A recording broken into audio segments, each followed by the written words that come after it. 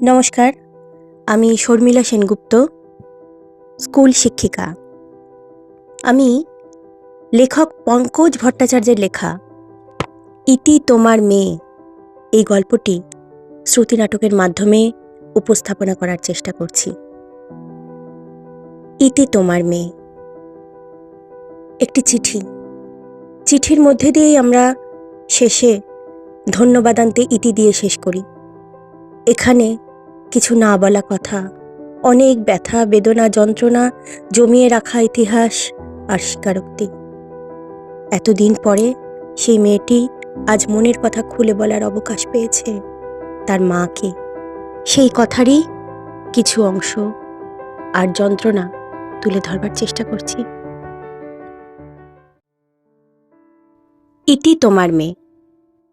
মা, তোমার মনে আছে ছোটবেলায় আমি কেমন ইচ্ছে পূরণ খেলতাম? আমি হতাম তোমার মা, তুমি আমার মেয়ে। আমার ছোট্ট কোলে আত্ম করে মাথা রেখে তুমি সত্যিকারের মেয়ের মতো ঘুম পাড়ানি গান শুনতে চাইতে, গল্প শুনতে চাইতে। তোমারই শেখানো গান তোমাকেই শোনাতাম, কিন্তু গল্প শোনাতে পারিনি কখনো। আজ তোমাকে একটা গল্প শোনাতে চাই, তুমি শুনবে মা? গল্পটা অতীতের ছাতা পড়া জীবন যন্ত্রণার গল্প। ফোসকা পড়া অজস্র ঘায়ে ভর্তি আমার মনের দেওয়ালের পলেস্তারাগুলো এখন খসে খসে পড়ছে, আর বোধহয় ধরে রাখা যায় না। তাই গল্পটা তোমায় শুনতেই হবে। জানি শুনলে হয়তো তোমার মনের রং, জীবনের রং সব কেমন ঘেঁটে ঘুঁটে যাবে। হৃৎপিণ্ডে বড়শির বিষাক্ত কাঁটার যন্ত্রণায় তুমি কাতর হয়ে পড়বে। বুকের ভেতর গুনগুন করে আইপ্যাডের বদলে হয়তো বাজবে কালীপুজোর নন স্টপ দমাদ্দম। মুহূর্তের মধ্যে তোমার মাথার ভেতরটা চলন্ত ট্রেনের সাদা ধোঁয়ায় ভরে উঠতে পারে। তবুও বলবো, সরি মা, এছাড়া তো আমার কোনো উপায় নেই। যার হৃদতন্ত্রীতে বিষণ্ণ বাঁশরি, যার বিশ্বাসের নৌকায় টাল খেয়েছে, মৃত্যু ঘটেছে ভাবনার, মনের উচ্ছলতা স্তব্ধ, সে আর কতদিন কান্না গিলে থাকতে পারে মা, তুমি বলো? তোমার গর্ভের কোমল অন্ধকার কুঠুরিতে, যেখানে আমি বিনা ভাড়ায় 10টা মাস কাটিয়েছিলাম, সেখান থেকে বেরিয়ে এত আলো বোধহয় আর আমার সহ্য হলো না। সব কেমন গুলিয়ে গেল। থাপুথুপু হাঁটতে হাঁটতে বারান্দার ছেঁড়া পর্দার ফাঁক ফোকর দিয়ে দেখতাম শরৎ উঁকি দিয়ে পালাতো। আমাদের বাড়ির সামনে 3 দিকের 3 রাস্তা, যেখানে কাটাকুটি খেলে কাঁচ জ্যোৎস্না ওখানে উপছে পড়তো। অথচ আমি ডাকলে আড়ি বলে এক ছুটতে পারলাতো, কিছুতেই কাছে আসতে চাইতো না। কচি মনের ক্যামেরায় সেই সব ধরে রাখার চেষ্টা করতাম। দেখতাম রোদেলা বস্তির ছেলেমেয়েগুলোর ধুলো মাখা খেলা। ছেলেগুলো রাস্তার যেখানে সেখানে হিসি দিয়ে কাটাকুটি খেলতো, আবার কখনো কখনো দেয়ালে সাঁটানো ছবিগুলোকে টার্গেট করত, একেবারে মাপা লেংথে ছবিগুলোর নাকে মুখে ছিটিয়েও দিত। বস্তির এদিক ওদিক থেকে কত বিচিত্র গন্ধ ছুটে আসতো, হিসি করা ধুলোর গন্ধ, পচা নর্দমার গন্ধ, আরও কত কত যা তোমার সমুদ্র গভীর চোখ আর তীক্ষ্ণ আর্য না টের পেত না বোধ হয়। বস্তি জীবনের ওই শুকনো কষ্টের মধ্যেও কত স্বপ্ন দেখতাম। গুটি ভেঙে প্রজাপতি হওয়ার স্বপ্ন, আকাশে ওড়ার স্বপ্ন, কিন্তু দুর্দার এত বেদনা হাজির হয়ে সেগুলো পুড়িয়ে ছারখার করে দেবে তা কখনো ভাবিনি। আসলে আমার চেতনার আলো আম আর আমরার পার্থক্য বোঝার সময়ই পাইনি। বড্ড বোকাও ছিলাম। যখন চাঁদের ঠান্ডা আলো ভিজিয়ে দিত আমার শরীর, গাছের নগ্ন পাতা আদুর ঘাস, তখন আনন্দে হাততালি দিতে গেলেই বোধহয় ফসকে গেলাম গভীর অতলে। মা, তুমি আমার বাইরেটা দেখে ভাবো আমি কত সুখী, তাই না? বাইরে থেকে সব কিছু বোঝা যায় না মা। রাতে কলকাতার রাস্তায় শুয়ে থাকা জেব্রাগুলোকে কত নিশ্চিন্ত, কত সুখী মনে হয়, তাই না? আচ্ছা, ওরা কি সত্যি নিশ্চিন্তে ঘুমোতে পারে? দিনের পর দিন, মাসের পর মাস ওদের উপর দিয়ে কত অসহ্য অত্যাচার হয়, কেউ ভেবে দেখে, অনুভব করে, চেষ্টা করে ওদের মন বোঝার? না মা, কেউ করে না, কেউ না। আমারও বোধহয় এমনই অবস্থা। জীবনের গাড়ির চাকাটা গড়াতে না গড়াতেই একটা হ্যাঁচকা ব্রেকে সব থমকে গেল। কত আর বয়স হবে তখন? বড় জোর 7 কি 8, ক্লাস 2তে পড়ি। ছোট্ট শরীর মনের উপর দিয়ে বয়ে গেল ওয়াটারলুর যুদ্ধ। তখন বুঝিনি এখন বুঝি যুদ্ধোত্তর বিধ্বস্ততা কি জিনিস। সারাদিন স্কুল কাটিয়ে পড়ন্ত বিকেলের প্রৌঢ় আলো গায়ে মেখে চলমান সিঁড়ির মতো ছটফটে মেয়েটি যখন বাড়ি ফিরত, বাবা মা কাউকেই পেত না। মায়ের কোল ভেবে খাটের কোলে লাফ দিত, পর্দার সাথেই টুকে টুকে খেলত, কোল বালিশটাকেই টাট্টু ঘোড়া বানিয়ে নিত, আয়নার সামনে দাঁড়িয়ে ওদিকের বাচ্চাটার সাথেই বকবক করে যেত। আমি জানি রুজি রুটির টানে তোমাদের দুজনকেই রাত অবধি বাড়ির বাইরে থাকতে হতো, কিন্তু আমারও তো একটা খেলার সাথী দরকার ছিল। বাবার স্নেহ, মায়ের মমতা বঞ্চিত আমি খেলার সাথী বেছে নিলাম আমাদের বাড়ির লাগোয়া একটা লোককে, বয়সে যে আমার থেকে ঢের ঢের বড়। তুমি যাকে কাকু বলে ডাকতে শিখিয়েছিলে, এখন বুঝি লোকটা ভালো ছিল না মা, খুব খুব খারাপ ছিল। খারাপ খারাপ কথা বলতো, সারা শরীরে হাত দিয়ে জীবন বিজ্ঞান বোঝাতো, নিতম্বের কাজ বোঝাতো, আরো আরো কত কি সব এখন মনে নেই বোধহয়। খেলার ছলে ওই কাকুই আমার সব সব কিছু কেড়ে নিল, একদিন দুদিন, দিনের পর দিন। তখন অবশ্য ওইসব কিছু বুঝতাম না, এখন হাড়ে হাড়ে অনুভব করি ওগুলো খেলা ছিল না, ছিল দস্যুতা। নারী হয়ে ওঠার অনেক আগে আমার নারীত্ব লুট হয়ে গেছে মা। না, তুমি ভুল শুনছো না, যা শুনছো সব সত্যি। তোমার মেয়ে নষ্ট হয়ে গেছে, চোখ বুঝলেই উচ্ছের মতো তেতো সেই সব স্মৃতি গঙ্গার জোয়ারের মতো ফুলে ফুলে ওঠে, চোখের কোণে কালির পর কালি। একদিকে হয়তো ভালোই হয়েছে, আলাদা করে অন্তত কাজলটা কিনতে হয় না। মেয়ে হয়ে জন্মালে তার পেছনে কত খরচ, তাই না? কিছুটা তো কমলো।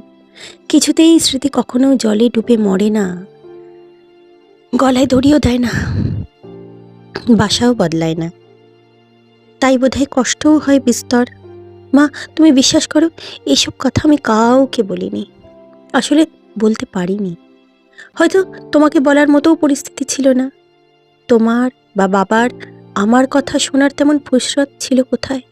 রোজ সকালে খোলা লক গেটের জলের মতো তোমরা দুজনের হুড়মুড় করে ঝগড়া শুরু হতো, কেউ হারতে চাইতে না, যেন দুটো কোম্পানির বিজ্ঞাপনের লড়াই চলত, হয়তো তার থেকেও বেশি।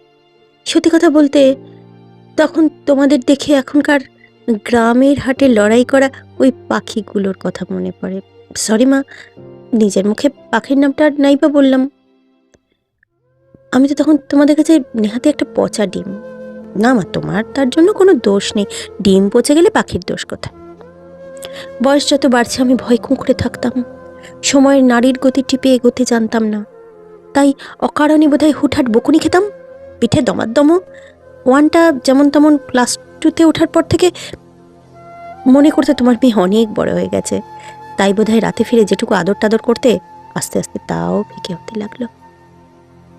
তখন থেকে প্রতি পদে আমায় স্বাবলম্বী করে তোলার আপ্রাণ চেষ্টা চালাতে আমার খুব খারাপ লাগতো। সময় যত এগোতো চটচট করে মন খারাপের পারদটাও বাড়ত। নির্ঘুম ধূসর মনে পাশুটে নক্ষত্রের দরজার দিকে তাকিয়ে থাকতাম। আমাদের বস্তির আকাশে রাত পাখিরা যখন ডানায় পাকা ফলের গন্ধ নিয়ে মাথার উপর দিয়ে উড়ে যেত, খুব ইচ্ছে করত ওদের সাথে উড়ে যেতে, কিন্তু থোকা থোকা অন্ধকারে ওরা দ্রুত কোথায় যেন হারিয়ে যেত। অনেকগুলো বছর গড়িয়েছে। তোমার ফুটফুটে মেয়েটি এখন কলেজের দোরগোড়ায় মনের চঞ্চল পাখিটাকে শেকলে বেঁধে জোর করে পড়াশোনায় মন বসায়। রেজাল্টও খুব খারাপ করে না। মা, আমাদের বস্তির ওই পাশের বাড়ির মেয়েটা পাশ করেছে, ওই যে আমার সাথে পড়তো, ওই যে গো, যে ওই যে মেয়েটা গলায় দড়ি দিতে গেছিল, মনে নেই তোমার? না মা, তোমার কোনো ভয় নেই, তোমার মেয়ে কখনো অমন কাজ করবে না। এখন আমাদের সুখের সময়, বাবা দায়িত্ববান হয়েছে, তোমার সঙ্গে আর তেমন ঝগড়াঝাটি করে না, রোজগার পাতিও তো করে, তুমিই তো বলো এখন সংসারের শ্রীবৃদ্ধি হচ্ছে। কিন্তু মা, সত্যি কি তাই? শরীরের সমস্ত রক্ত মুখমণ্ডলে এলে মুখটা হয়তো ভরাট লাগে, কিন্তু সেটা কি শুভ লক্ষণ? আমার জ্ঞান কম, তাই উত্তরটা তুমিই দাও না মা। হোস্টেলে এখন আমি একা একা থাকতেই ভালোবাসি, কারোর সঙ্গে বন্ধুত্ব করতে ইচ্ছা হয় না, সব সময় নিজেকে শামুকের খোলের মধ্যে গুটিয়ে রাখি। হাসি ঠাট্টা হই হুল্লোড় থেকে দীপাতীত দূরত্বে নির্জন ছাদে পায়চারি করি। মাঝে মাঝে নিজেকে সান্ত্বনা দিই, ঘন কুয়াশার প্রলেপ ভেদ করে এগিয়ে যাওয়াই তো জীবন। এছাড়া আর কি বা করার আছে? কপালে শরৎ শীতের মাঝে হেমন্তের একটুখানি হাইফেনও জোটেনি আমার। অধীর অস্থির খ্যাপা বাতাসের মতো মনটাকে জোর করে ডিপ ফ্রিজের মধ্যে ঢুকিয়ে দেওয়ার আপ্রাণ চেষ্টা করি, কিন্তু পারি কই। পর্ণমোচী মনটা আর বোধহয় চিরহরিত হওয়ার নয়। আমার স্যার বলেন, সব সময় পড়াশোনাতে ডুবে থাকলে, ভালো ভালো গান শুনলে মন ভালো থাকে। কিন্তু কিছুতেই আমার মুখের ভূগোল অদল বদল হয় না মা। হৃদয় মন খারাপের হলুদ রং, আর মাথার মধ্যে যেন কারফিউ। সারা মন জুড়ে মরচের ওপর মরচে। আমি ইতিহাস নিয়ে পড়তে চাই, কিন্তু কলঙ্কের ইতিহাসও তো ইতিহাস, তাই না মা? মাটির যত তলায় থাক না কেন, ইতিহাসকে কি লুকানো যায়? আমার বোকার হদ্দ বাবা আর বোকার হদ্দ মা, তুমিও ছোটবেলায় আমায় এর ওর কোলে দিয়ে নিশ্চিন্ত হতে। ওইসব বাস কাকু, ট্রেন কাকুরা ছোট্ট খুকি, পুতুল খুকি বলে খুব আদর করতো। কিন্তু এখন বুঝি ওই আদরের তলায় লুকিয়ে থাকতো লালা রস করানো কামনা। দাঁতটা মাজা লোকগুলোর মুখের গন্ধ, বিড়ির গন্ধে ওয়াক চেপে বসে থাকতে বাধ্য হতাম। ওদের অত্যাচারে তখন লজ্জা পেতাম কিনা জানি না মা, তবে খুব ভয় পেতাম। বুকের ভেতর মালকারি ছুটতো, যা আজও আমার মনে পড়ে এটুলির মতো চেপে বসে আছে। নারী হয়ে না ওঠা শিশুর কচি শরীরের ইতিউতি বড় বড় আঙুলগুলো কাঁকড়ার মতো চেপে ধরত। তবু কিচ্ছু বলতাম না। তুমি না আমায় সহবত শিখিয়েছ মা? সহবত? সেই ছোট্টবেলা থেকে তুমি শিখিয়েছ মেয়েদের সব কিছুতেই মানিয়ে নিতে হয়। সেটাই আমি অক্ষরে অক্ষরে পালন করে যাচ্ছি আজ। বিশ্বাস কর মা, আমার মনের জানলার বিষণ্ণ কার্নিস ভেঙে চৌচির। তবু তোমার শেখানো সহবতেই আমি আছি, তাই কাউকে কিচ্ছু টের পেতে দিইনি। হৃদয়ে ঘুরে বেদনার জায়গাটা কাউকে দেখাইনি পর্যন্ত। আমার জীবনের জাহাজ মাস্তুল ছাড়খাড়, তবু গল্প লিখছি 5 বার। পথ ভোলা বাতাসের মতো এমন ভান করি যেন কিচ্ছুটি হয়নি। আমার মনের আকাশটা ঘন কালো মেঘে ভরপুর, তবু মাথার উপর ঝুলে থাকা আকাশে সাদা মেঘের হালকাথা দেখে লোককে শুনিয়ে শুনিয়ে গান করি, মাতলো রে ভুবন। মা, তুমি জঙ্গলের বেষ্টনে ঝিঝির কান্না শুনেছ কখনো? শোনোনি তো? তাহলে আমার বুকে কান পেতে দেখো তো একবার, শুনতে পাও কিনা। একটু বড় হয়ে পরিষ্কার বুঝলাম পুরুষতন্ত্র কাকে বলে। আমার মহান প্রেমিক প্রেমের অছিলায় আমার শরীরটাকে আরো অপবিত্র করে দিয়ে বলল, আমার সাথে ঘর বাঁধার স্বপ্ন দেখিস না যেন। তুই হলি বস্তির মেয়ে, তোর সাথে ঘর বেঁধে আমি তো নিচে নামতে পারি না। আমাকে স্তব্ধ বাকরুদ্ধ ও বলে চলে গেল, তুই হলি আমার খেলার সাথী, জাস্ট সময় কাটানোর উপকরণ। টাকা পয়সা লাগলে বলতে পারিস। আমার নিম্ন মধ্যবিত্ত মেরুদণ্ড মৃগী রোগীর মতো কাঁপতে কাঁপতে বেঁকে যেতে লাগলো। প্রথমে অন্ধকারে আচ্ছন্ন হয়ে পড়লাম। এক ছুটে বাড়ি ফিরে বাথরুমের ছিটকিনি তুলে ফুপিয়ে ফুপিয়ে কেঁদেছিলাম। তবু একবারও কাউকে কিচ্ছু জানাতে পারিনি। মুখে কুলু পেটে বসে থাকলাম। বলে কি হতো মা? মুখে সংস্কৃতির বড়ি চিপনো লোকগুলোর জ্ঞান ছিটকে আসতো এদিক ওদিক থেকে। কুচো বড় নেতারা বাড়ি এসে হ্যান করেঙ্গা ত্যান করেঙ্গার সাথে প্রতিশ্রুতির ফ্লাইওভার বানাতো, সহানুভূতির ঢেউ তুলতো, চ্যানেলে চ্যানেলে খবর ছুটতো। আমার দম ভর্তি কৌতূহল নিয়ে লোকেরা আমার দিকে তাকিয়ে থাকতো। তাতে কি লাভ? অন্তত প্রকাশ্যে তো কেউ আমাকে বাজে মেয়ে, নষ্ট মেয়ে বলে গালি পারে না, ঘেন্না করে না। আচ্ছা মা, পুরুষদের কাছে মেয়েরা কি শুধুই ভোগ্যবস্তু? চোখে কামনার চশমা পড়া লোকগুলোর বোধহয় ধর্ষণ করার লাইসেন্স আছে, তাই সমাজের বুকে বুক ফুলিয়ে ঘুরে বেড়ায়। লজ্জাটার ওদের ধাতে নেই। অথচ আমার মতো অসহায় মেয়েরা শরীরের ধর্ষণের দগদগে কলঙ্ক মাথায়, ব্যর্থ প্রেমের আবর্জনা, বুকের ভিতর দুঃখের স্রোত, চোখে জল নিয়ে বেঁচে থাকে। ধাক্কা খেতে খেতে নদীর পেটে ঘন অন্ধকারে ছুটে যাওয়া নৌকার মতো এগিয়ে যাওয়ার চেষ্টা করে বুকের কষ্ট মুছে ডস করে বেরিয়ে আসার, কিন্তু কতজন পারে? এখন আমার মনে হয় এদের সব থেকে শাস্তি দিই, সবাইকে শাস্তি দিই, কঠিন শাস্তি। কিন্তু কি শাস্তি দিই বলো তো? ঘেন্না, থুতু। কিন্তু মা, যারা আমার সুস্থ সংস্কৃতি, সুস্থ রুচির দাঁত কপাটি উপড়ে নিয়েছে, সুস্থ চিন্তায় লাথি মেরেছে, পেছনে কামড় দিয়েছে, তাদের আমি গন্ধি পোকার মতো পিষে মারতে চাই। লোহের লালা গলানো লোকগুলোকে কিছুতেই ছাড়তে ইচ্ছে করে না। কিন্তু একা কিভাবে লড়ি মা? তুমি থাকবে আমার সাথে? তাহলে দেখো, চোখে এক্সট্রা মেশিন লাগানো এই বদ লোকগুলোর চোখ গেলে দেব আমি। এরা মেয়েদের সব সময় পোশাক ছাড়াই দেখে বোধহয়। সালোয়ার কামিজ ভেদ করে শরীরের ভিতরটা দেখতে পায়। লকলকে জিভ দিয়ে বিশ্রী চুকচুক আওয়াজ করে, হিল হিলে পইডাটা ভেবে কাঁচা হুমকিও দেয়। বিশ্বাস করো মা, অতি সাধারণ নারী আমি। বেশি তো কিছু চাইনি, জাস্ট একটু সম্মান, একটু সম্ভ্রম নিয়ে মাথা উঁচু করে বাঁচতে চেয়েছিলাম। হোক না সেই সম্মান, সেই সম্ভ্রম, অন্তত হোমিওপ্যাথির বড়ি সাইজের।